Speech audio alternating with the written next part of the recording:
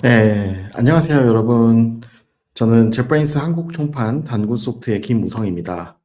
오늘 라이더 팀시티 이렇게 웨비나 시리즈 중 첫 번째 에피소드인 jetbrains 라이더와 팀시티로 유니티 게임 개발 속도 높이기 세션의 호스트로서 사회를 맡게 되었습니다.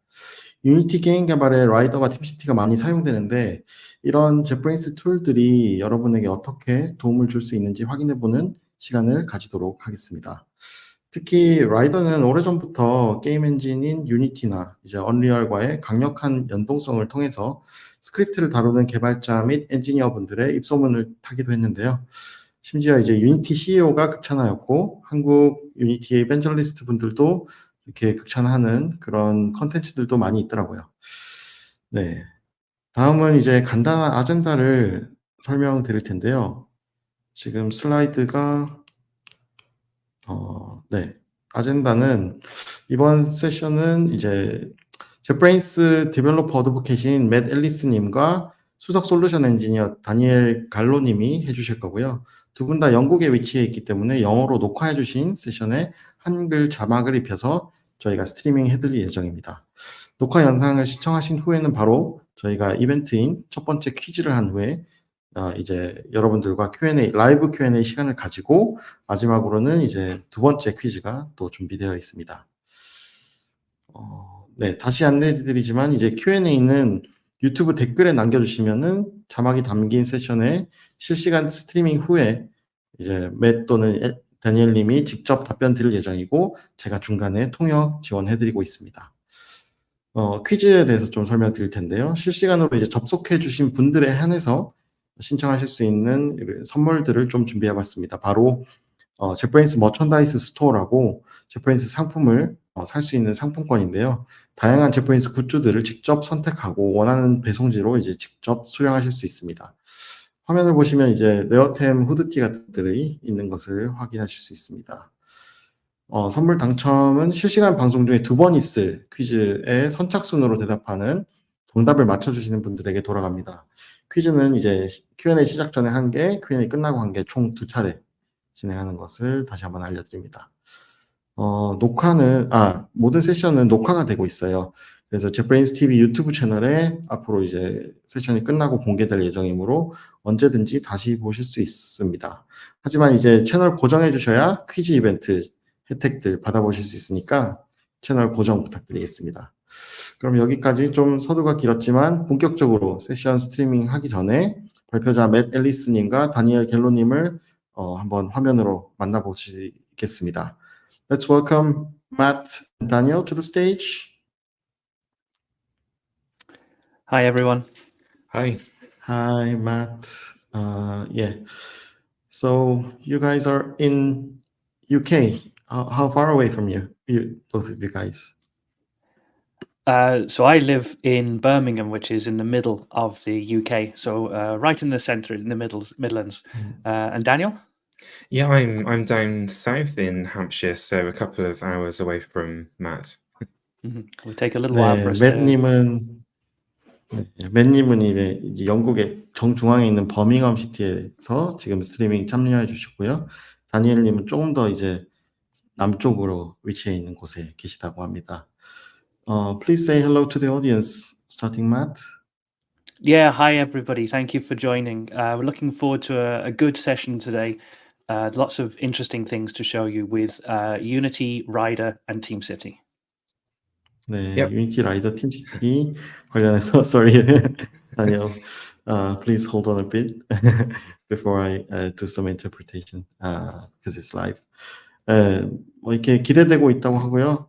세션 이후에 또 Q&A 때 맷님 만나보도록 하겠습니다. 아마 혹시나 몇몇 분들은 맷님 작년에도 저희 한국 고객들을 위해서 세션을 했기 때문에 좀 외모적으로 좀 바뀌신 것도 느끼실 것 같아요. 오케이, 다니엘? Yeah, hi everyone. Yeah, excited to be here. Like Matt said, there's lots of exciting things to show in terms of how Rider can be used for Unity development and how TeamCity can take that project and build it all the way through to a working game. So yeah, lots of things to show. Thanks. 네, 라이더가 이제 유니티와 이제 어떻게 연동이 잘 돼서 효율적으로 개발할 수 있는지와 또 연속해서 이제 팀시티로 배포를 하면서 어떻게 실제 게임으로까지 배포가 될 수 있는지 다양한 내용들 공유 드릴 수 있을 것 같아서 좋은 기회인 것 같다고 하셨습니다. Okay, without further ado, should we go straight ahead to the video? Sounds great. Yeah. Good. Let's go. Okay, Matt, so I've got this Unity game here, and it's a kind of classic 2D game where I've got a player that collects tokens. We just quickly play the game. And we've got these JetBrains tokens, so I've called this my JetBrains token chaser game. Oh, and you can see I'm not very good at the game. But Matt, I understand you would like to make some changes to this game, and we will then rebuild those changes inside of TeamCity, which is our CI/CD tool. So yeah, Matt, over to you. Yeah, thanks, Daniel. Yeah, I'm going to take over the screen. And yeah, I'd like to make a couple of changes to the game. And of course, I'm going to show how this works inside Rider. And Rider is a great tool for working with Unity games and other game engines. And I'm just going to show you a few interesting things, and then we'll make a change and we'll hand it back and see how this works through TeamCity. So Cool. on the screen right Sounds good. now, you can... Sounds good. Yep, great. On the screen right now, we can see Rider. And we've got the project open. I've already made a clone of Daniel's project, and I'm going to make some changes. But first of all, let's see what Rider can do.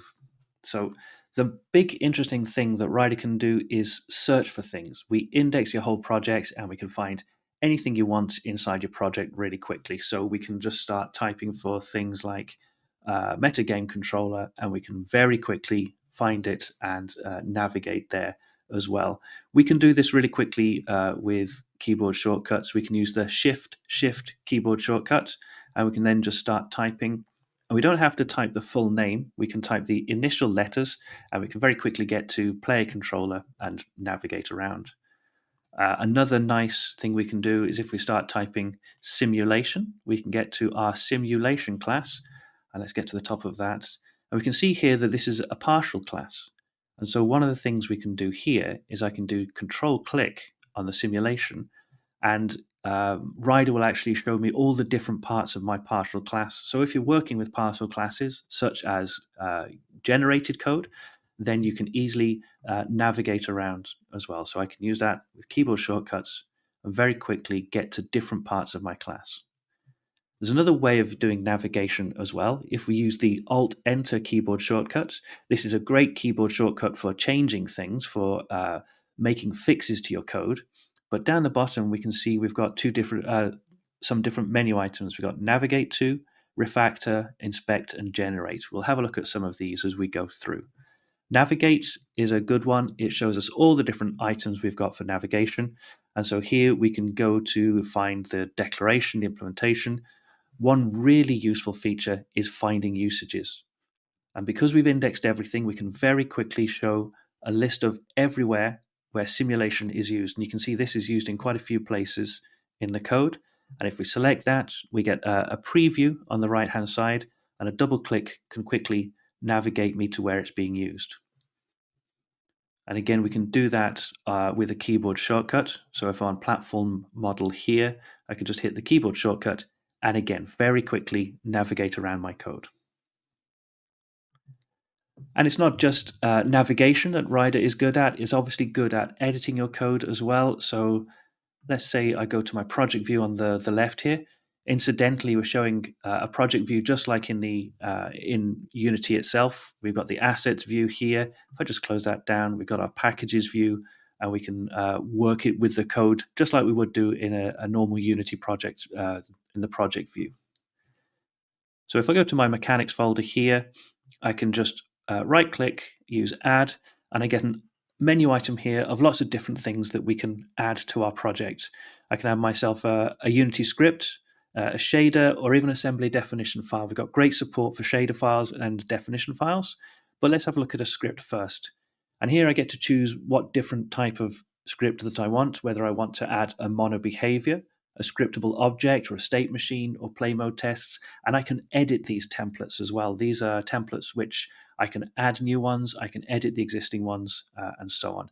But if I'm just going to create a new mono behavior, if I can spell, I can then very quickly get a new file added, and it's really nice and easy to get going. You can see there that we've already told Unity about the new class, and it's recompiled in the background there. Unfortunately, it shows a progress bar over the top of Rider in that case there.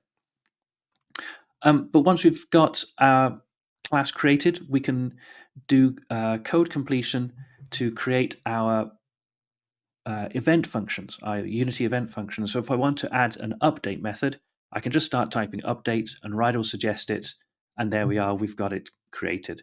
I can do a similar thing. I can do a similar thing for fixed update, for example, and create that there as well. If I wanted to create more than one, I can use my Alt-Enter menu here as well, and we've got a generate item down here, which includes Unity items, but we've also got it right at the top, just useful and ready for us. So I can do generate event functions.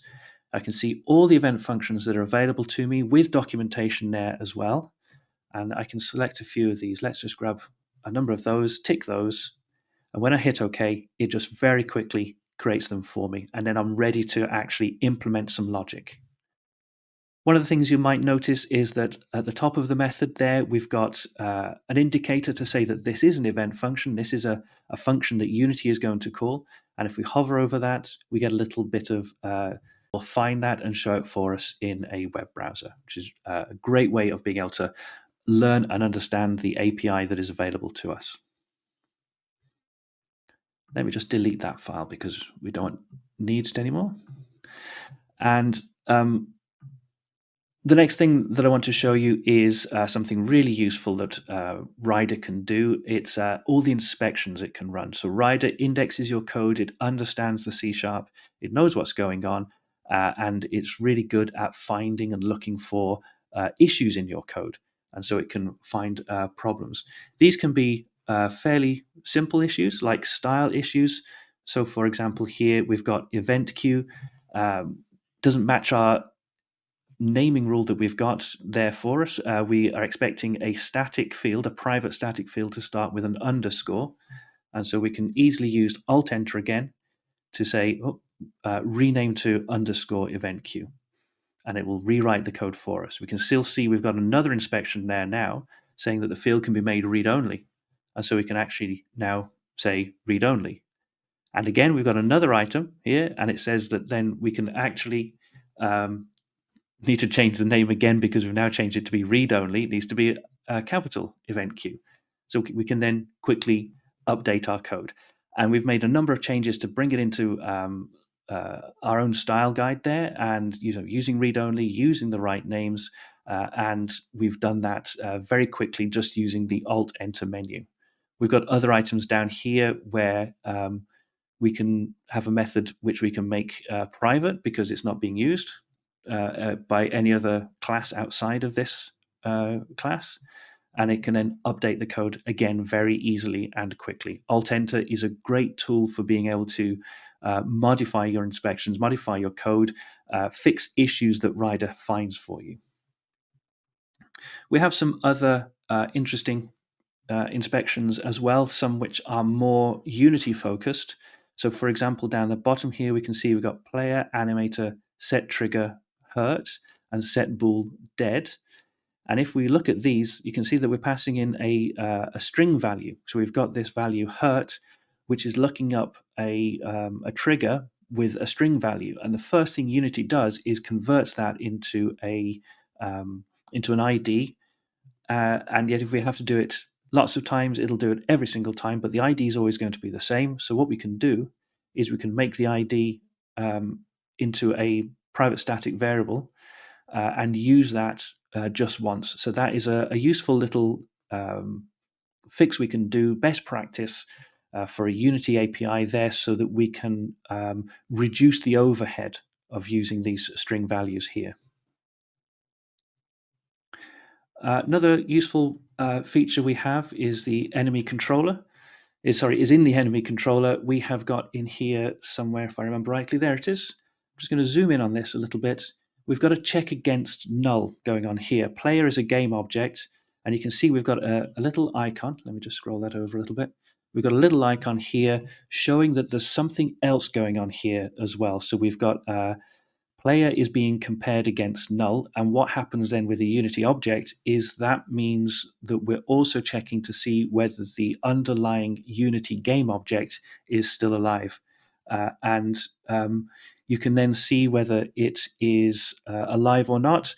And here, this is just highlighting that something extra is going on for you there as well, which is just an indicator that you're not doing just a normal C# check for null, you're doing extra work. And if you're inside an update method, that extra work, if we have a look down here, is then sort of highlighted as being potentially expensive. So if you're doing this every single frame, then you might be doing more work than you need to do. And so if there's a chance that this path game object is not going to be destroyed, is not going to be null, that's extra work that you're doing for every single frame that Rider can say, maybe you don't want to do this. This isn't an inspection where you're being told something is wrong, just an inspection to say, maybe you want to look to see whether this is doing too much work. Other useful things we've got for Unity is if I go to my player controller and let me just find inputs. There it is. Where's my input axis? I've lost. There we go. No, one moment. There it is. So if we're checking for input, whether it's like pressing a button, whether the button's being pressed down, pressed up, whether we're getting the axis for horizontal movement there, you can see that we're using these magic strings. It's easy to make a mistake with these strings, and you're not going to notice this until you start playing the game. And what we want to do with Rider is give you the help that you want for this. And if we start code completion here, you can see Rider actually knows what input values there are and what you can use here. And so you can actually make sure that you're using the right value. So if we change that to be cancel, for example, it would work nicely. If we were typing this ourselves, so let me just do, and let's put in a spelling mistake, then Rider will actually show us that there's something wrong here. And it show us that the horizontal, which I've spelt incorrectly, is not a name that is understood by Unity. And so there's probably going to be an issue here. If I just add the missing I, then there we go. Rider is happy now because this value is correct. And we've got the same thing, obviously, then for jump buttons and so on. A great way of helping you with the Unity that you're working with the Unity project that you're working with. Now I just wanted to show a couple of other useful features that we've got, which we've introduced in a recent version, which is support for Odin, very popular asset for the available on the asset store there. It's used by lots and lots of people, and we've added support directly into Rider for this. So one of the things we've got here is what Odin allows you to do, for example, is add attributes onto your serialized objects, your mono behavior or serialized objects, to allow you to build editor windows without having to write any code. So for example, here I've got some tab groups, and this will add a tab group into my editor window for the inspector for this object, and allow me sort of to create very rich editing environments for my objects without having to write a lot of code. And what we can do here, again, they're using special magic strings, and we can actually provide code completion for that as well. So I can very easily make sure that I'm not introducing typos, any spelling mistakes, any problems, and work with it there. So for example, here we can have a much longer name. And if I add that there, we've got groups and paths and nested groups, and we can see that we can provide completion for that as well. And you can see we've got an inspection happening here as well. And it tells us that the box group O2 path that I'm trying to use doesn't exist. It hasn't been done because I've used O1 up there. So if I just rename that to be O1, the inspection goes away and Rider has helped me fix a problem. We've got a similar issue here. If I've got a box group and another box group, if I change that to be, let's say, a vertical group, then Rider's going to complain and say, actually, you've used the same group name. You should be using the same group type as well. So you can't have a box group and a vertical group with different names, so they should be something different. And if I do Alt-Enter here, then it will fix it up for me, change to box group, and it'll help me get the code right. Similar help we've got here is with the GUI color attribute. You get a little preview of what the color actually is. And in fact, we've got an Alt-Enter menu item here to pick from the palette. And I can quickly change that and it'll update it. I can pick from palette, and I can even use the little pipette there to choose a specific color and pick something. Say I could switch over to my game and find a palette, a color from an enemy or from a background, and so on. Other useful features for Odin are, if I just, let's just delete that. Here we can see, again, we've got a string which is being used to include code. We've got this value, really important string. If I change that to be some name, then we can see we've actually, and again, let's just hide that. We've actually got the item updated in our string literal there. And in fact, I can do find usages. And we can see here that this some name field is being used in the return statement, but it's also being used inside a string literal. So Rider is being very smart about helping you work with string literals. There are lots of other really useful inspections that we've got for Unity. I could talk all day about all the different inspections that we've got, but let's move on and show you a couple of other things as well. If I jump back to my meta game controller, I've already said how Rider indexes all of your C# files, but Rider also indexes your asset files as well. And so we've got a mono behavior like this being used inside an asset. We can show it in the editor here. We can see that this is being used inside an asset. We've got one usage in a game controller in our sample scene. And if I click that, we're actually going to switch back to our game, which is just going to recompile because I've been editing code. And let's try that one again. If I select that and switch back, we can see we get this nice usages window here, which shows us that I'm going to zoom in on that just to show. We've got a usages window here. It shows us that we've got game controller inside our sample scene. And if I double click that, you can see we've highlighted it in the project view and also in our game view as well. So it's a great way of being able to see where your code is being used inside serialized data. We can do the same thing for serialized fields as well. So we've got a main menu here, which is being used inside the UI canvas. And I could select that, and that would bring us back over to our Unity view again. And if I just switch over to another file, let's go to parallax layer. We can see that this one is being used in 3 different objects. And again, I can navigate between these here. I can select these and navigate around. And let's just go to animation controller. And we've got the same thing here where we can see where this animation controller is being used. But we've also got this idea here where we can see the max speed. We've got a serialized field here with a default value of 7. But next to it here, we've got a link which tells us that this is being changed in different assets. Now, this is being changed in a number of prefabs.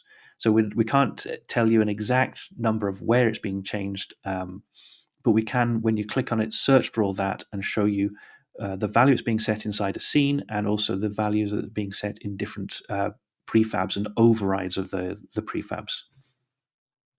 And anytime you change that in Unity, Rider will reindex very quickly and update. Okay, I'm going to switch over now and show you a little bit of debugging because there's something that I wanted to change in this game. And what I'm going to do here, debugging is very easy. If you look in the top right, we already set things up here to attach to the Unity editor. We can also attach to the Unity editor and put you into play mode as well. But I'm just going to go into the Unity editor there. I'm going to come back to Unity, hit play, and we should now be able to start debugging our application once it's recompiled. There we go, and I can move around and I can jump around and so on.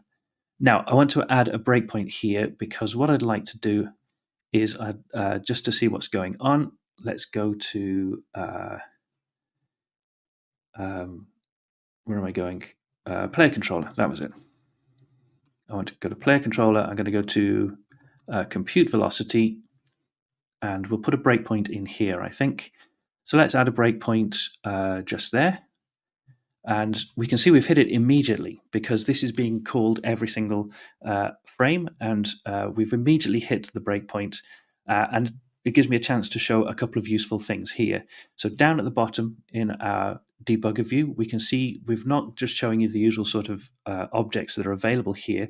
We add some extra details. So we show you the current active scene, which is sample scene, and that then has a number of game objects, and I can very quickly look to see all the game objects with the attached components and the child game objects as well. So it's a very good way when you're in the debugger to be actually be able to see what is going on, what's happening. You get a view almost like the hierarchy view, which is very useful. And so now if I hit run, we've got a bit of a problem because now we're hitting the breakpoint every single frame, and so it becomes very tricky then to actually know how to do a breakpoint. So what I want to do is I'm going to add a condition, and this is a very powerful thing for when you're debugging Unity games. I can add a condition, and I'm going to say when the velocity.y is less than 0 and not is grounded.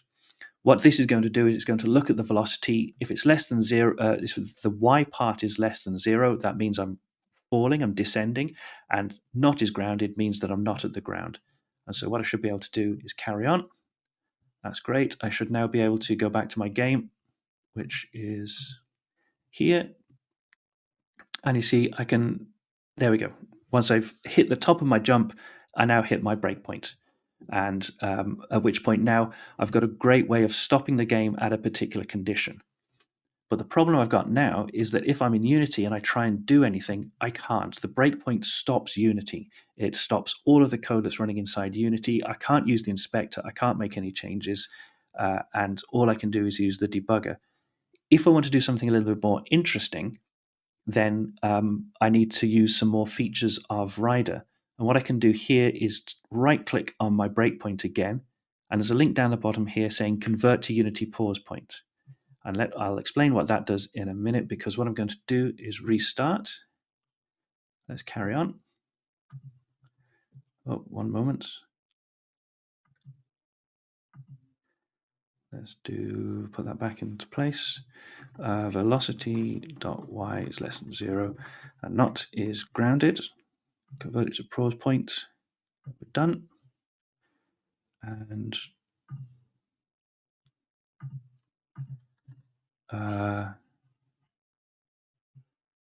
what's gone wrong? Something is putting that into pause mode all the time, and it shouldn't be doing it just yet. Let's just disable that one for the minute and carry on. That's because I was still falling. Okay, there we go. And this is where it's useful if I just get a little bit further on in the game and try not to die. One moment, let me get a little bit further into the game and navigate over here. And if I want to try and jump up onto this pillar here, I can't. I'm going to have to kill this thing first. Nope, I can't navigate on there because it's a little bit too far away. So what is really useful here is if I get my breakpoint, which is my pause point, and have that enabled, and try that again. I'm still in my game here, but now I'm in pause mode. And what I can actually do here, which is really useful, is I can find my character here, select it, and actually just move it over a little bit. So if I've got a bit of gameplay which I need to fix, I can do that with the use of pause points, pausing Unity. I've got access to the editor now, the inspector, and I can carry on working. And then if I just get rid of my breakpoints, take us out of pause mode, I've now updated my code and I'm in a different place. Pause points are a very useful, helpful feature. And now I just want to make that change that we were talking about before. I'd like to actually add double jump into this. So obviously in that specific situation there, if I hit jump, I'm not going high enough. So if I want to hit double jump, I want to be able to add that. What I'm going to do here is very quickly, I'm going to try and use the AI Assistant, which is a new feature in Rider. It's a separate feature, an additional subscription, to then try and help me work with the code to add a double jump feature.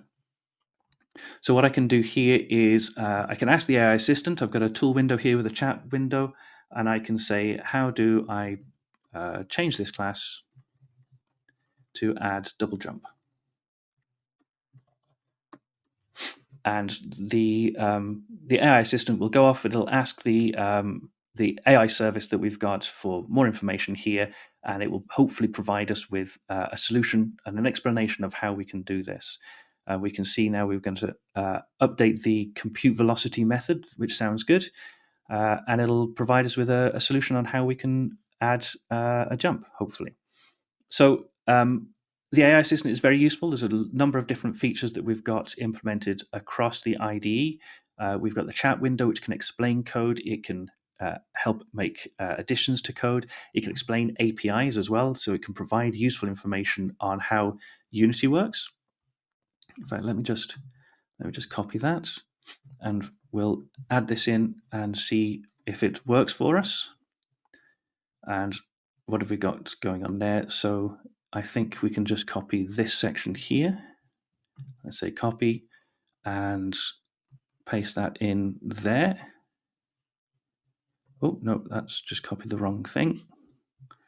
So can I just copy this section here? Yeah, let's grab that and paste it there. And we've got if. Let's just fix the formatting. Okay, and I think that's it. So then let's just switch over to our game, which is going to hopefully reload. And we can see now that we've actually got a double jump method added. So it's very useful. I didn't have to make too many modifications there, but I can now hit space twice and get double jump added, which means I can easily jump onto this extra pillar. Okay, so let's stop debugging. Let's hide that. I'm going to commit these changes and pass it over to Daniel. Now, there's a number of changes have happened in this file as this project as I've been working on it, but it's player controller that I'm interested in. We can double click on that, see the differences. That looks good to me. We'll stage this. We'll actually now ask the AI assistant to generate a message for us. There we go, implement double jump functionality. That's being very helpful and explaining quite a lot. Let's commit that. Okay, Unity's being very Rider's being very helpful here to say that there are some unsaved changes in Unity, but we're not interested in that. Some changes to a scene, which we don't mind. Let's quickly create a pull request. So if I go here, I should be able to make sure I'm selecting the right branch. And we should see now I've got one file there. That's great. So let's do add double click. No, add double jump. So update player controller to add double jump. And I should now be able to create a pull request down the bottom. We'll use the same pull request. And that should now push to GitHub. And there we go. We've got my changes there. And I could now review this and see what's going on. And in fact, I could add a comment here to say, let's do there, minor change for jumping. And so I can then create a review there. So we can work with our reviews fully inside Rider as well. We can push changes and we can work with it. And I think now would be a good time to hand back over to Daniel and to see how those changes are going to go through TeamCity. So Daniel, should we switch to your screen? Yeah, sounds good. Yeah, thanks for making the change, Matt. Hopefully you make the game much easier for me to complete. Me too. So yeah, let's take a look on GitHub. So first of all, I can see there is a new pull request. And we can see the files that were changed by Matt just now. I'm happy with those changes, and I can merge the pull request. And once this is done, I can go over to TeamCity. And when TeamCity sees a new change inside of a repository, because I've got GitHub webhook set up, we can see that there is now pending changes against each of my parts of my project. So in TeamCity, I have a project for this repository that's called JetBrains Token Chaser, and it consists of 3 sub-projects where I've got test, build, and deploy. So I'm running a selection of tests, including the Unity edit mode tests, and also some static code analysis using JetBrains Codana. I'm also building the game for Android, iOS, and WebGL. And then we've got options here to deploy these games to the respective app stores, as well as building a WebGL version, which I can run inside of my browser. And I'll be showing the WebGL version once this new version of the game is built. Okay. So one of the powerful pieces of functionality in TeamCity is the ability to work with what we call build chains. So if I go to the Chains tab, we can see a visualization of this overall build pipeline.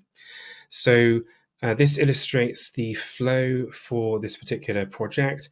And based on the dependencies between each of the jobs in my build chain, TeamCity figures out which parts of the build chain can run in parallel. So we can see at the moment the tests are being executed, and as this goes through, we're building for the different platforms and then deploying the WebGL to staging. The deployment of the Android and iOS games, those are actually manual deployments, so they don't show up in the automated build chain here. So let's show how this project is configured. So first of all, I'll show a few of the high-level project settings. So under the VCS root screen, this is where we can see which repository TeamCity is working with. And in this case, I'm using a GitHub repo, but we do also support Perforce, and Perforce is very popular for game development. That's natively supported by TeamCity. We also have a bunch of parameters. So for example, I'm storing the major version number for the game, the minor version number, and I can use those parameters in various places within my build chain without having to hard code those values. Later on in my project, I'm also deploying a WebGL version of the game to AWS as a S3 website. So I'm using the AWS connection inside of TeamCity so that when I use the AWS CLI later on, the build can be successfully, or rather the game can be successfully deployed to that S3 bucket. We do have integration with issue trackers. So if you're using something like GitHub Issues or Jira or UTrack, you can also integrate with your issue tracker and reference the issue IDs inside of your commit messages, and they'll be automatically converted into links between the issue tracker and TeamCity. Another nice functionality is the ability for TeamCity to work with cloud agents. So through the cloud profile screen here, if you want TeamCity to orchestrate the build machines where your game is being built, TeamCity can do that for you. So rather than have your build machines running 24/7, TeamCity can spin up those build agents as and when a build needs to run, and then suspend that build agent or terminate it when it's no longer needed. This is a great way to control your cloud agent costs if that's a concern. And within a project, you have multiple levels of subprojects. So we can see the subprojects listed down here. And this is a good way to also split out your permissions. So you can have very granular level of permissions based on subproject level. So if you want to restrict which team members can deploy the game to various environments, you can add different permissions at the deploy subproject level. So first of all, let's have a look at how the tests are being executed. And I'm going to focus on the Unity edit mode tests. So we're going to look at the configuration for this one here. And inside of my edit mode tests, if we go to the build step screen, this is where the bulk of the logic is defined. And I have a single build step here, and this is using TeamCity's built-in Unity build step. So we have built-in awareness for working with Unity games. So for my Unity build step, I've told TeamCity the subfolder where my Unity game resides. If you didn't know that, you can just click on the icon here and you can see the subfolders listed for you from the repository. So it kind of helps you out figure out some of those details. You also have options here whether you want to initialize the graphics device or not. And because we want to run tests, I've chosen the run tests from the project option, and I've chosen that I want to run the edit mode tests. You can also get quite specific on whether you want to run a certain category of test or particular test names. And then for the Unity version, I've told it to automatically detect the location of Unity on the build machine, and I've told it which version of Unity to use. And that's all you need to do for Unity to run your tests. So if I go back to the run-in build here, we can see, if I go to the tests tab, the tests that have been executed. And I've only got a small number of tests here just to check that the enemy exists, the player exists, and you can see the time it took for that test to run on this instance. And you can also view the test history and see how long it took to run this test over all of the previous builds over the past few months, and also the pass or success status for that individual test.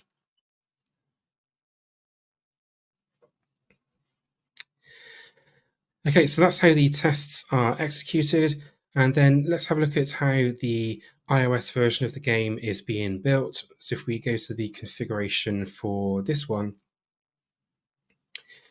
so what's being done here is we're actually generating a IPA file, and this is being stored as a build artifact on the TeamCity server. So when you're actually producing a build artifact, you need to tell TeamCity which file or folder you want to upload, and we're grabbing that IPA file and storing it in this zip file. So if I go to the list of previous builds,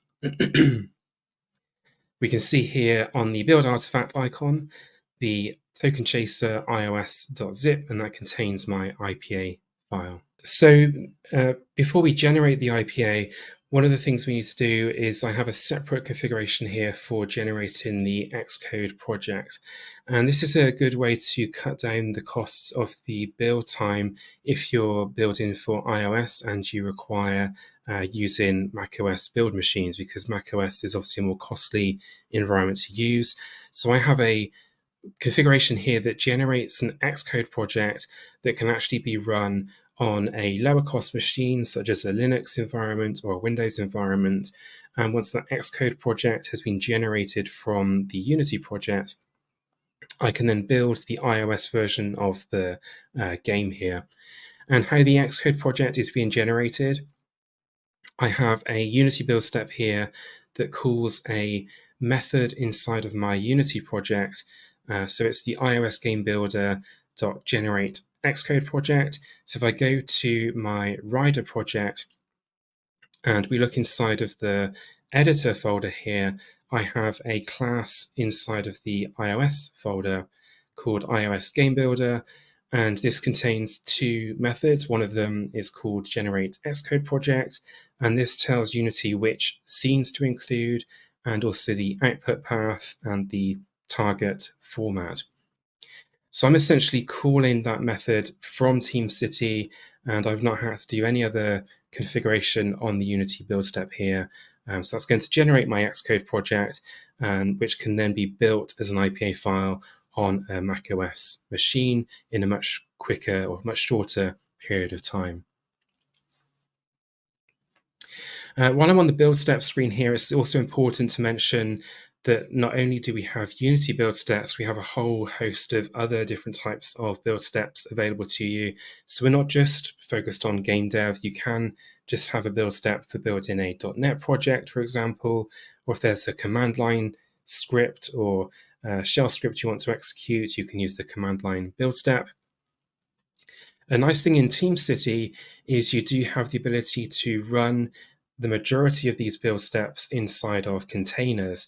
So if there's a particular build tool that isn't pre-installed on the build machine, you can run the build step inside of a container. So if you are working with something like Node, for example, you want to run like an npm command, you can specify a Node container here, and TeamCity will fetch that container from the Docker registry or your own custom registry. So a whole host of different types of build steps you can choose from. PowerShell is another popular one, and then Unity, which I've been showing today.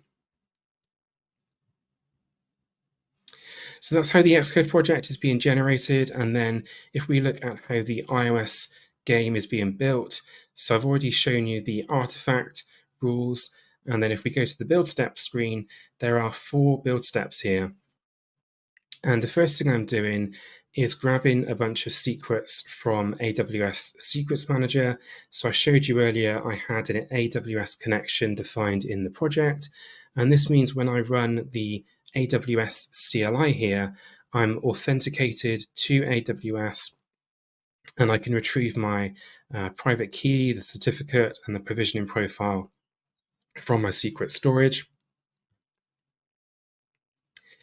And then the second build step, this downloads the Apple Certificate Authority certificates. So just to ensure that the latest certificates are available on the build machine. And then a third build step here, and we're actually leveraging Fastlane. And Fastlane is a third-party tool that can help orchestrate or make the build process much more seamless when you're needing to build your iOS version of the game. So I highly recommend looking at Fastlane if you don't use Fastlane at the moment. But we're using this to orchestrate the build and passing in all of the different secrets and the paths to the certificate. So that's the build steps there. I also have a selection of build features here. So for each configuration in TeamCity, there are additional features you can toggle on and off. So you can see I've got a few enabled here. I've got the performance monitor, and this can help to collect CPU, disk, and memory usage information while the build is running. And this is particularly important when you are working with a Unity game, which typically does require a high number of CPU cores. And if you're not too sure how well the build machine is performing, we can use that performance monitor to analyze the performance from the build machine. So if I go to the run in build here and go to the perfmon tab, we can see the profile of the build machine as this build is running.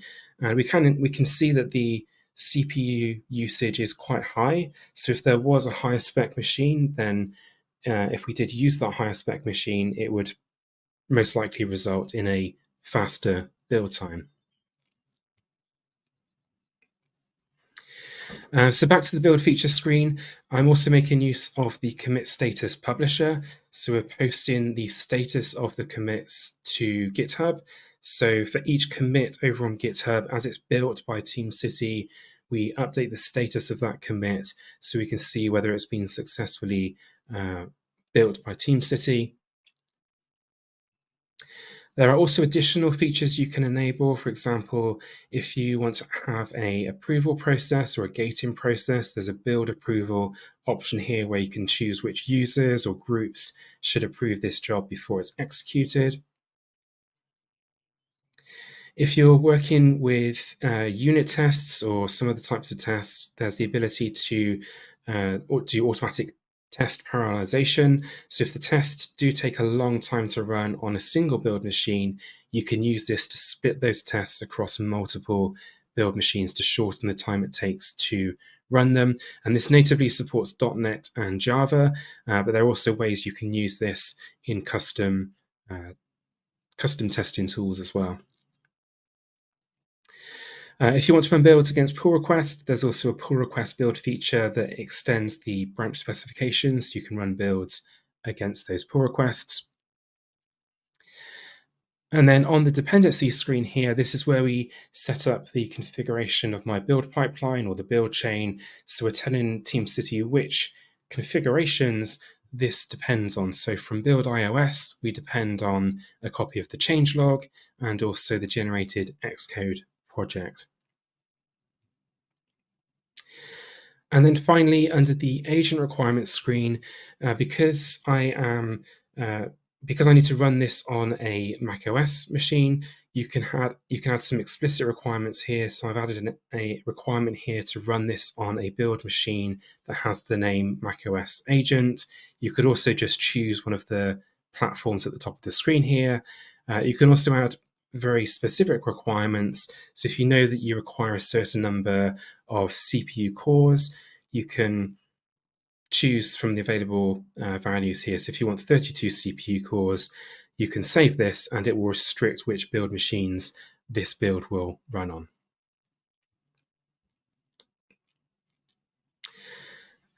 Okay, so we can see that the iOS version of the game has finished successfully. We've got a build artifact here that contains the updated version of the game. And if I hover over this, we can see the commit that was built. So Matt's comments can be seen here, including the description that was auto-generated by the AI assistant in Rider. We can also see the individual file that was changed. If we click on this, we can use TeamCity's built-in diff viewer to see the before and after changes without having to go over to GitHub. So all of this information is directly accessible inside of TeamCity. Okay, and then very similar to the iOS version of the game, we've got a configuration here that builds the WebGL version of the game. I'll just quickly show the configuration of this. So we have the WebGL folder here that's been zipped up into the zip file you've seen here, and that's stored as a build artifact. We then have another Unity build step, and this time I call my WebGL game builder class and call the run build method inside of that class. Very quickly show the version control settings here. And this tells TeamCity which repositories are being used by this configuration, and you can further restrict which branches this configuration will be running under. And if you have a very large mono repo, or you want to exclude certain folders from triggering a build, you can exclude those folders here. So if I have any configuration changes made to my Android configuration, iOS, or macOS, as in the configuration class files you see here, I can ignore changes to those folders by adding some checkout rules here. And that just cuts down the amount of time that's taken to build my build chain. If I make a configuration to the Android subfolder, it won't affect this job here because we're ignoring it. Okay, so we've got the WebGL version of the game built with Matt's changes, and let's go to the deploy WebGL to staging and look at how this is configured. So first thing we need to do is on the dependencies, we need to have two dependencies defined. We need to add a dependency on build WebGL because we're depending on the WebGL version of the game to be built. And this again defines the order of which TeamCity executes those different jobs in my build chain. We then have an artifact dependency because we're actually depending on a file that was built by the previous configuration. So I've told TeamCity we want to grab the WebGL game zip file. And because that's a zip, we can use the syntax you see here to extract that into the game subfolder on the build machine.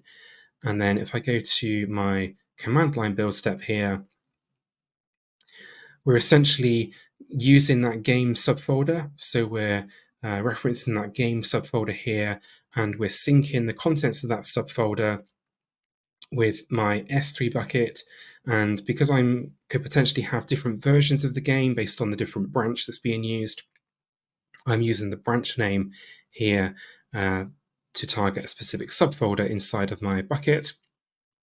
I then have two subsequent lines here, and these are removing some of the files that need to have specific property sets, so particular content encoding set, and that ensures that the game is successfully published to my S3 bucket.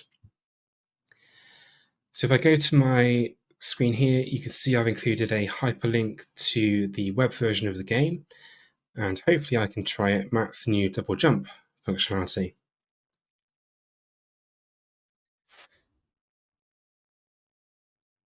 Let's try this again. Oh, and I can do lots of jumps, which is awesome. And then let's see if I can get up onto the raft here. Yeah, you get the idea. It does a double jump. Yeah, we might need some more play testing on this one.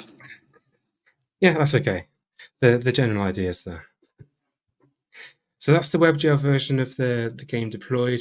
If we wanted to also do the iOS game deployment, I could deploy this, but this is a manual deployment. If I just quickly show the configuration for this, because this is a fully working build. So again, I'm using Fastlane to orchestrate the deployment of the iOS version of the game to test flight.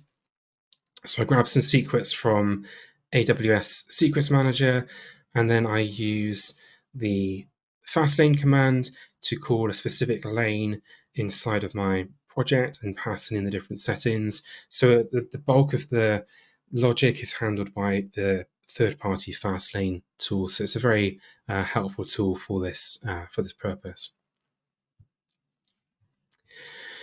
Just one final thing to show. If I go back to my finished build here, one of the other nice things of TeamCity, we get this bar here that shows the time it took to run all of the different parts of my build. So we can see the checkout time, the time it took to deploy this to the S3 bucket. So you can see the breakdown by the different build steps. The Changes tab, this shows all of the changes for this particular build. We've also got the Build tab, the Build log tab, so we can see the full build log, and you can expand and collapse the different sections. It's never just the full output. And then the dependencies, you can see a snapshot of the build chain. We don't produce any artifacts this time. The Parameters tab, you can see the exact parameters that were used when this build was executed on the build machine, and also the parameters from the build agent, including all of the different tools that were installed on the build machine itself. And then finally, if I go to the Chains tab, we can see the fully completed build chain with all of the green check marks. And one final thing to say is if, for example, something failed in my build chain, maybe one of the builds failed or the deployment failed, rather than rerun everything from the start, if you were to run this again, TeamCity will always try and reuse what was previously successfully built. So if the generate Xcode project and the generate changelog were previously successful, it would always reuse those if there are no additional commits. And we can see this here by clicking on the reused option. We can see which parts of the build chain were reused. So that's an overview of TeamCity and how it's been configured to run this Unity build. Okay, so I guess we'll head over to questions now. That sounds great. 네, 여러분, 맷과 데니얼님이 준비해주신 세션 잘 보셨나요? 앞서 말씀드린 대로 Q&A 시작하기 전에 첫 번째 퀴즈 먼저 공개하겠습니다. 유튜브 채팅창에 선착순으로 댓글 답변을 남겨주시는 분에게 이게 한 유로인데요. 70유로 상당의 JetBrains 머천다이스 상품권이 제공됩니다. 한 10만 원 정도 되겠죠? 네, 그러면 오늘의 첫 번째 퀴즈 공개하겠습니다. 울펜슈타인 3D 에피소드 6는 몇 개의 플로피 디스크로 제공되었을까요? 이 울펜슈타인 3D라는 이 게임명입니다. 이 게임이 좀 오래됐는데 공개됐을 때 So you know this Wolfenstein 3D game, Matt? Anyone know? Daniel? I remember Wolfenstein 3D. Do you remember when was it? Do you, Daniel? No, it's not one I played myself, but yeah, I think Matt is familiar, like you said. Yeah. So tell me about of what kind of game it is, if you know. Oh, it's a first-person shooter game. I didn't play it much. I only played it a little bit. I played some of the later games. I don't want to say 네. too much in case I spoil things for questions. 오케이. 맨님은 이 게임 울펜슈타인 3D라는 거를 직접 해보신 적이 있다고 하고 이제 1인칭 슈팅 게임이라고 해주셨습니다. 정답이 나왔나요? 정답자가 나왔나요? 아직도 답이 안 나왔대요. 오, 정답이 굉장히 이제 어려운 질문으로 되어 있네요. Nobody's got it right. Oh, I think someone's got it right. Yeah. 예. 네, 정답을 맞춰주신 분이 계시다고 합니다. 운영진이 채팅창에 정답자를 태그해가지고 회신 드릴 예정이오니까 유튜브 채팅창을 이제 유념해서 봐주시기 바랍니다. 정답은 바로 아마 1번, 한 개였을 겁니다. 아쉽게도 맞춰주지 못한 분들이 있다면 Q&A 시간 끝나고 마지막 질문이 남아있으니까 끝까지 기회 잡으실 수 있길 바라겠습니다. 그럼 본격적으로 Q&A 시작하겠습니다. 사전 등록, 저희가 질문을 원래는 사전 등록하던 거를 먼저 하려고 했었는데 그래도 이제 질문을 좀 남겨주신 분들이 있어서 라이브 질문부터 커버해 보겠습니다. So we will cover some of the live questions that was posted here at the chat. Let's see what it is. 특정 폴더에 있는 파일을 빠르게 검색할 수 있는 방법은 없나요? 라고 해주셨습니다. So the question was, Matt and Daniel, is there a way to search for a file in a specific folder, for example, like core.simulation file? Matt is, I think, the one who are appropriate to answer this question. Yeah, let me show you. I can show you on my screen here. So to find a specific file, you can use search everywhere, which is shift. So let's just go here and type 네. shift. 일단 어떤 특정 파일을 찾으려면 search everywhere 기능인데요. Shift를 2번 따닥 누르시면 됩니다. You can then use you can use tab to go over to files. 네, 탭 키로 이제 파일이라는 탭으로 이동할 수 있죠. Or there's a keyboard shortcut as well. That's going to be different based on your key map. If you hover over it, you can see what the key map is. 개개인별로 세팅된 키맵이 다를 수 있으니까 바로 파일 서치로 갈 수 있는 단축키도 세팅하실 수가 있습니다. And then you can type the name such as victoryzone.cs and it will find this file here, for example, on the left.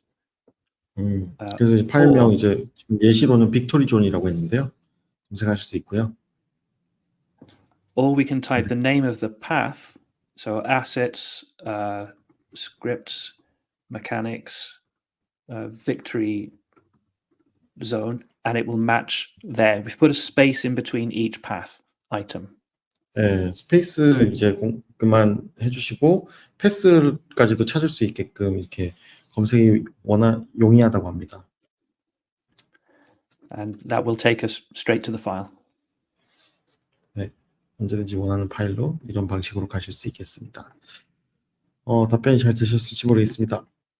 다음 질문으로 넘어가겠습니다. So we'll move on to the next question. 해당 널 검사는 페이크 널의 가능성을 알려주는 건가요? 아마 이제 그 영상 스트리밍 할 때 이제 널 검사를 하는 화면이 있었는데 그거에 대해서 물어보시는 것 같아요. So in that streamed video of your webinar, there was a time when you did a null inspect, I think, null checks. They're asking that null checks you did, is it to show whether you're checking the possibility of a fake nulls? So can you also, I think it's the question for Matt. Yeah. So the answer is that Rider will show you when you're doing a check, when Unity is doing a check for a fake null. And so it gives you this little icon here, which if you can hover over it, shows that Unity is doing a check for a fake null. 여기 아이콘 보이시는 걸 보면은 이 아이콘이 인디케이트 하는 게 이 유니티가 페이크 널을 체크하는지를 확인할 수 있는 그런 이제 인디케이터라고 합니다. 그래서 페이크 널을 추가로 이제 확인하는 것을 확인할 수 있습니다. But Rider does not do any inspections to tell you that you must check for a fake null, that the game object has been destroyed. There are no inspections to check because otherwise there would be a lot of inspections and a lot of highlights everywhere in your code. So we only show you when Unity is doing the check here. 네. 이제 그렇지만 이게 이제 라이더가 너무 많은 인스펙션, 검사를 하기 때문에, 보여주기 때문에, 보여줄 수도 있기 때문에 유니티 오브젝트를 전부 다 확인하진 않고, 이제 전부 다 이제 인스펙트 하진 않는 걸로 이해하실 수 있겠습니다.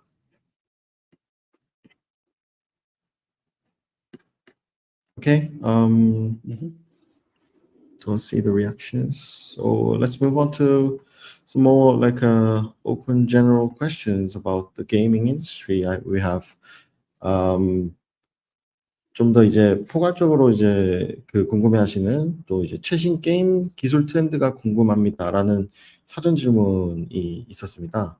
So there was a question that was written at the registration forms. What is the notable trend for the latest game development technologies? Maybe it's a good question for Daniel.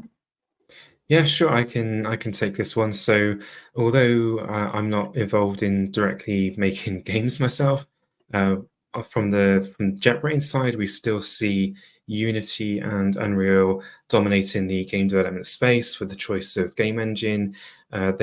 Those engines do enable games to be built for multiple platforms with relative ease, and Godot is also gaining more traction. We also see that AI is being used more during runtime in games to offer an increasingly dynamic game environment. 네, 일단은 이제 지금 다니엘님이 직접 게임 개발에 매진하고 있지는 않으시지만 이제 jetbrains라는 이제 회사 차원에서 이제 게임 시장을 바라봤을 때 많은 부분들이 유니티나 언리얼이 이제 차지하고 있는 게 이제 현실인 것 같고요. 거기서 벗어나기에는 좀 힘들 것 같고 이런 두 개의 큰 이제 엔진들이 비교적 쉽게 이제 멀티 플랫폼용 게임들을 구축할 수 있게 해주기 때문에 그런 시장의 변화가 좀 굳건히 이제 없고 이제 유니티와 언리얼이 많이 도미네이트 지배하고 있는 것 같습니다. 보다 또 이제 점점 인기를 끌고 있는 것 같긴 하다고 하셨습니다. 그리고 빼낼 수는 없겠죠. 요즘은 이제 AI라는 이제 키워드가 트렌드이기 때문에 게임에서도 AI는 이제 게임 개발 중에 점점 더 뭔가 동적인 게임 환경을 제공하기 위해서도 많이 활용되고 있는 걸로 말씀해 주셨습니다. Okay, next up is 빠른 개발을 위한 노하우 공유해 주세요라는 이제 사전 질문이 있었습니다. Next up is could you share some tips for speeding up the game development process? Of course, every developer needs this wants to be, productive every day. So is it a good question for still Daniel? Yeah, sure. I can take this one. I think it's quite relevant for the continuous integration side. So there are various ways to speed up game development processes when you build, test, and deploy a game. The first one I would say is making use of persistent build agents or maintaining a persistent state of the build directory between builds. This helps to ensure incremental builds and prevents the project from being rebuilt from scratch each time. And also any downloaded dependencies are also retained between those builds and won't have to be downloaded each time. So either the build agent could be persistent or a reusable builds volume could be reattached on subsequent builds. And there are lots more things I could say. So if I pause, then you can translate what I've said so far. Thanks. Thank you. 이렇게 지속적인 통합 측면에서 좀 생산성에 대해서 얘기할 수 있을 것 같다고 합니다. CI/CD 부분이죠. 이제 지속적으로 게임 소프트웨어를 이제 배포하는 측면에서 좀 더 속도를 가속화할 수 있는 다양한 방법이 있다고 하셨고요. 이렇게 빌드 에이전트를 사용하거나 빌드 디렉터리의 상태를 빌드 간에 유지하는 것이 특히 중요하다고 해주셨어요. 이렇게 증분 빌드를, 그러니까 이미 했던 빌드를 또 하지 않게끔 하고 더 시간을 절약해서 새로운 빌드를, 그러니까 매번 처음부터 빌드하는 것은 굉장히 이제 우리가 빌드 시켜놓고 이제 커피 마시고 와도 될 정도로 시간을 많이 잡아먹는데, 그렇지 않고 이제 빌드 했던 부분 말고 증분 빌드를 해가지고 시간을 절약할 수 있지 않을까, 그런 얘기 해주셨고요. 빌드 에이전트가 이제 지속적일 수 있거나 또 재사용 가능한 빌드 볼륨을 후속 빌드 시 이렇게 다시 연결할 수 있는, 똑같은 말이네요. 어쨌든 반복적으로 빌드했던 거를 빌드하는 게 아니라 증분 빌드를 통해서 더 효과적으로 할 수 있다라는 내용 하나 해주셨고요. Anything you want to add to that, Daniel? Yeah, sure. So some customers may prefer to use single-use build agents or build machines where the state of the build machine is reset before every build, such as starting a new AWS EC2 instance created from an image. So you could consider caching some dependencies between builds and reinstating them on subsequent builds. And TeamCity does provide a build cache feature to assist in caching specific files and folders between builds and automatically reinstating them on subsequent builds. Yeah. Okay. Can I jump into it? Sure. Yeah. So, AWS EC2 인스턴스와 같은 이미지에서 생성된 단일 빌드, 사용 빌드 머신을 사용하는 분들이 많을 텐데요. 이제 각 빌드 전에 빌드 머신 상태를 이렇게 재설정하는 경우에 빌드 간의 일부 종속성을 캐싱하고 후속 빌드 시 이것을 이제 복원하는 것을 생각해 보면 더 이제 더 빠르게 어떤 배포 과정을 압축할 수 있다고 하고요. 팀시티도 그러합니다. 이제 빌드 간의 특정 파일이나 폴더를 캐싱해가지고 후속 빌드 시에 이를 자동으로 복원하는 빌드 캐시 기능이 이제 있기 때문에 좀 더 효과적으로 빌드 타임을 이제 단축할 수 있다고 합니다. Okay. Okay. Yeah. Also, TeamCity has the concept of build chains, as we demonstrated in the webinar today. And build chains will always reuse parts of the chain that don't require building again. For example, if there are no new commits that affect that part of the chain, so you do automatically benefit from a time saving in that instance. 네. 빌드 체인도 그런 식으로 구성할 수 있는 거예요.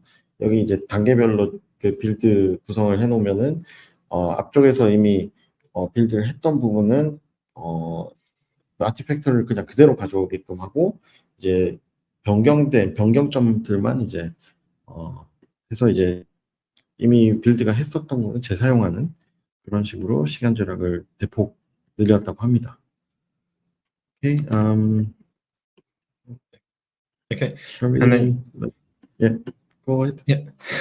And then build chains also enable parallel builds. So rather than waiting for one job to finish before the next one starts, if those jobs don't have a dependency on each other, they will automatically run in parallel. And again, this shortens the time it takes to run the whole build pipeline.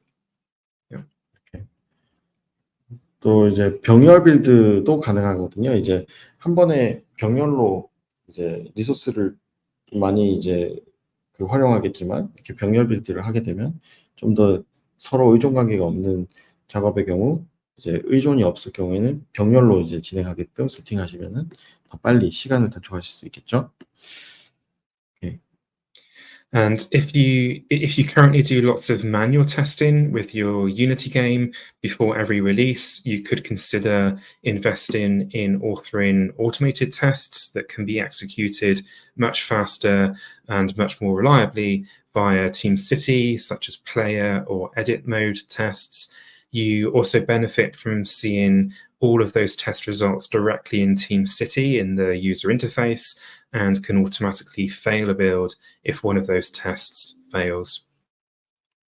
이렇게 테스트가 이제 실패하는 경우에 시간을 많이 잡아먹기 마련인데, 유니티 이제 게임을 릴리즈하기 전에 수작업으로 테스트를 하고 있는 경우에 팀시티에서 훨씬 빠르게 실행할 수 있는 자동화된 테스트를 다 해주기 때문에 이제 그러니까 그 런을 페일하는 경우의 수가 훨씬 더 줄어들 수 있다는 게 장점이라고 합니다.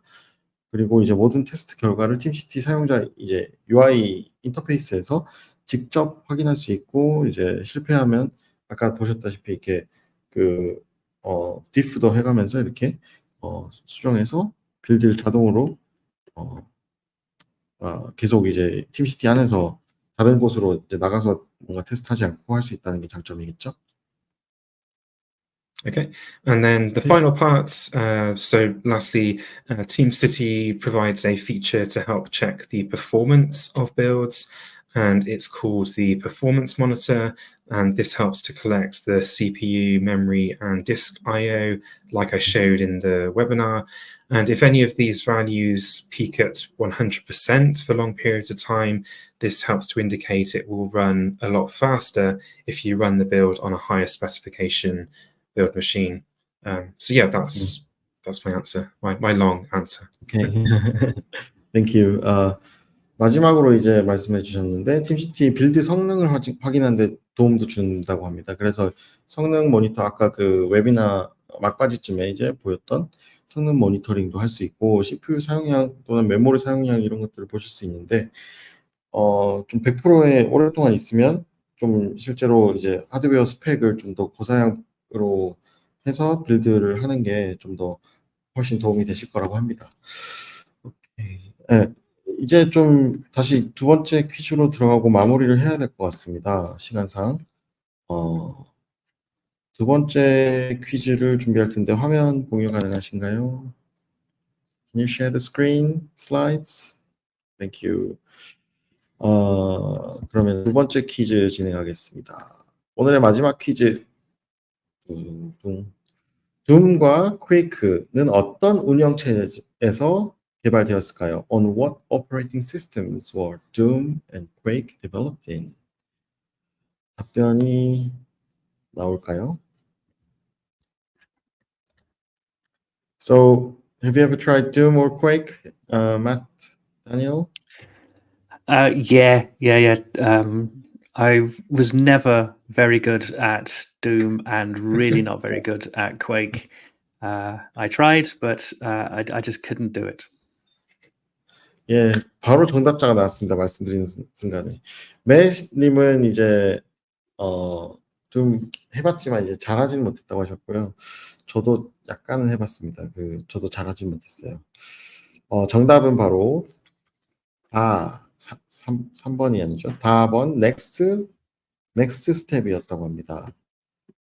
넥스트 스텝 운영 체제는 이제 둠은 이제 93년도 게임이고 퀘이크는 96년도 게임이었다고 하고요. 당시에 그래도 이제 비교적으로 혁신적인 그래픽 때문에 인기를 많이 끌었었죠. 기억하시는 분도 있을지 모르겠습니다. 오케이, up to next slide. 시리즈 이제 웨비나 2탄으로 다음 웨비나는 언리얼 사용자들을 위해서 맞춤 내용으로 준비 중이고요. 7월 18일 오후 7시에 준비되어 있습니다.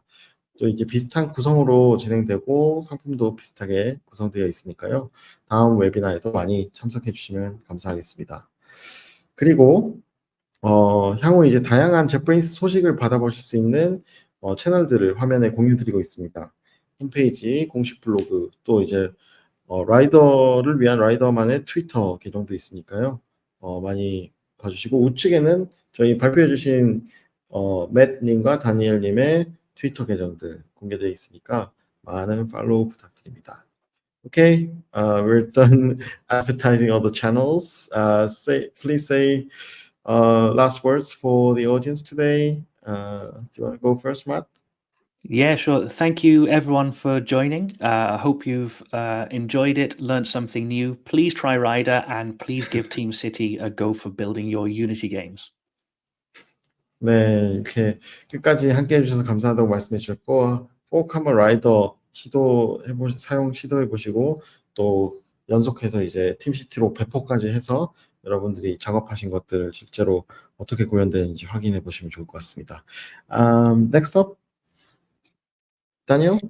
Yeah, sure. Yeah, thanks. Yeah, thanks everyone for joining the webinar today. Like Matt said, yeah, please do try Rider and TeamCity. I know I am biased because I work for JetBrains, but they are great tools and great solutions. Yeah, thanks. 네. 마찬가지로 꼭 한번 라이더랑 팀시티 사용해 보시고, 아무래도 jetbrains 직원이다 보니까 팀시티가 좋다고 말씀드리고 있지만, 실제로도 한번 경험을 해보시고 의견을 주시면 좋을 것 같다고 하십니다. 네. 그러면 오늘 여기까지 마무리하겠습니다. Say goodbye to the audience together. Bye, everyone. Thank you. Bye bye.